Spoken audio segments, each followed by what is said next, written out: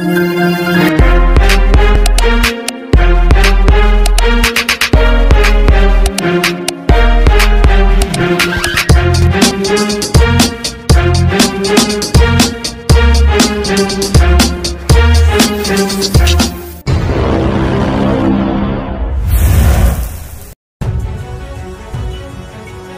One Piece Chapter 1023 masih melanjutkan pertempuran yang terjadi di lantai pesta pertunjukan Onigashima, yang mana melibatkan antara dua sayap Raja Bajak Laut Mugiwara versus dua All-Star terkuat dari Bajak Laut Kaido, yang sekarang ini terbaring di lantai sambil menghirup udara segar yang penuh dengan debu-debu intan.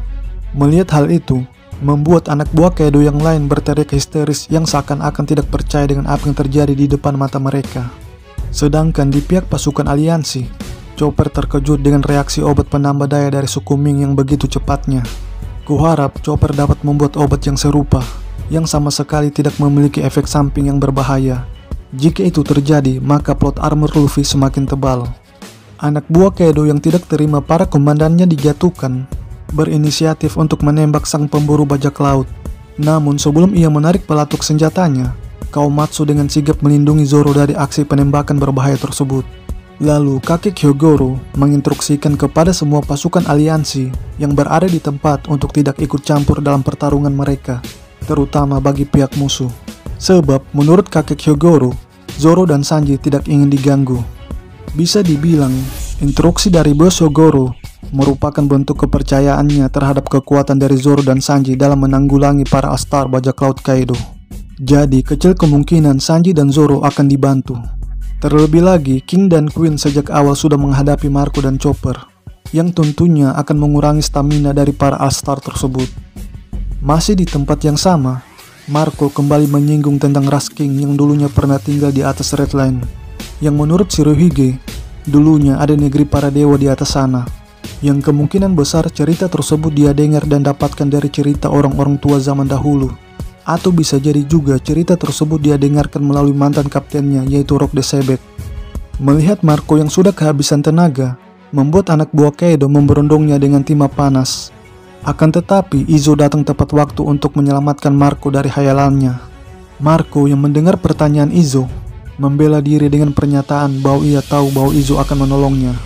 Dari perkataannya kepada Izo dan chapter minggu yang lalu, dapat diasumsikan bahwa Marco juga bisa membaca masa depan.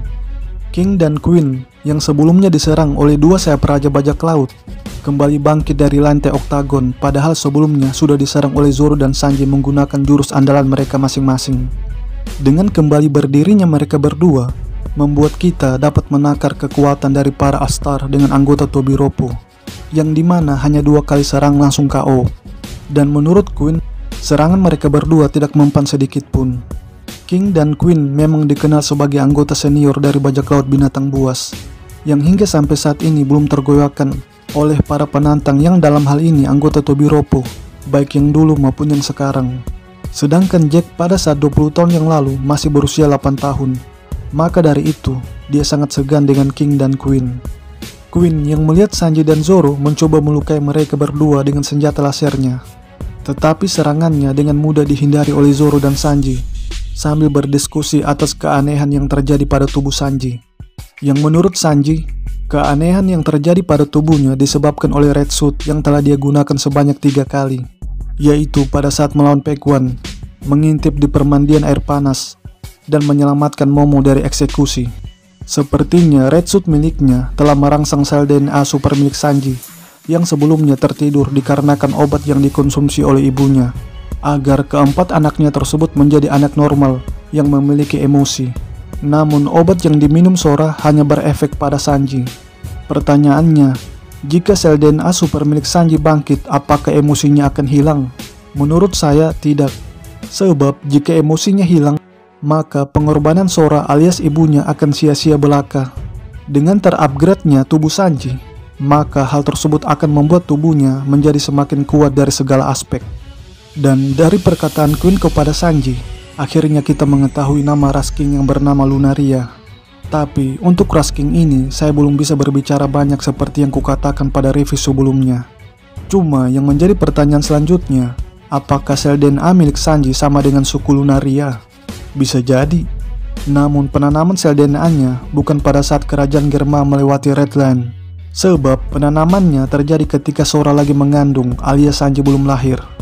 Mungkin pada saat di organisasi Match, salah satu objek dari penelitian mereka adalah suku Lunaria, hingga membuat Judge tertarik untuk mengambil sampel DNA dari ras Lunaria. Sementara itu, Zoro dan King lagi baku hantam, yang diselingi King dengan tinju dan tendangannya. Gaya bertarung King ini membuatku teringat dengan gaya bertarung dari karakter manga sebelah, yaitu yang bernama Aushi Shinomori. Mungkinkah Eiichiro Oda terinspirasi dari karakter tersebut? Mengingat ia dulunya pernah menjadi asisten dari Nobuhiro Watsuki. Kakek Hyogoro dan Kawamatsu yang melihat pertarungan Zoro melawan King tiba-tiba teringat dengan mantan daimyo Ringo Shimotsuki Ushimaru, yang menurut mereka bagaikan pinang dibelah dua. Bahkan gaya berpedangnya juga mirip. Pertanyaannya, apakah Zoro adalah anak dari Shimotsuki Ushimaru? Mayoritas para fans One Piece pasti menjawabnya iya. Tapi bagi saya pribadi, tidak. Disebabkan kejanggalan-kejanggalan yang ada tentang masa lalu Zoro dan interaksinya dengan hal-hal yang berhubungan dengan negeri Wano, yang sama sekali tidak menunjukkan gelagat-gelagat aneh dari gerak-gerik Zoro selama berada di negeri terisolasi tersebut. Seperti halnya ketika mendengar nama negeri Wano, ia hanya tertarik mengumpulkan para samurai, tanpa memikirkan bahwa negeri Wano adalah negeri orang tuanya dan leluhurnya. Lagi pula, Onimaru dan Shimotsuki Yasue tidak pernah menyebut bahwa Zoro mirip Shimotsuki Ushimaru. Adapun tentang kemiripan bukan berarti bahwa mereka berdua mempunyai ikatan darah.